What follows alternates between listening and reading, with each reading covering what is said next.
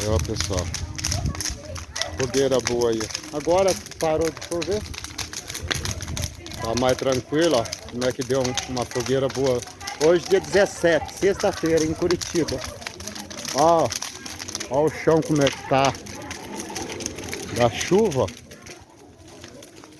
ó. Tudo molhado aí, ó. Da chuva, tá vendo? Ah, tá caindo ainda alguma garoinha ainda, ó. Aqui tá correndo água ainda aqui. Parou de chover agora de pouco, ó. Tá vendo? Aí, ó, no meio da rua, ó. E pra baixo, ó. Esse é o bairro onde é que nós moramos. Aí, mas fogueira deu boa. Agora sim, agora pegou uma boa fogueira aí, ó. A molecada quis fazer aí, pra nós foi bom. Foi boa, né? Pelo menos eles se divertiram.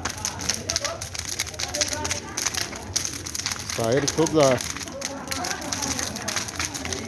Isso tudo e vieram pra cá pra fazer a fogueira e jogar truco depois. Agora, daqui a pouco, tá tudo aqui em volta da fogueira aqui.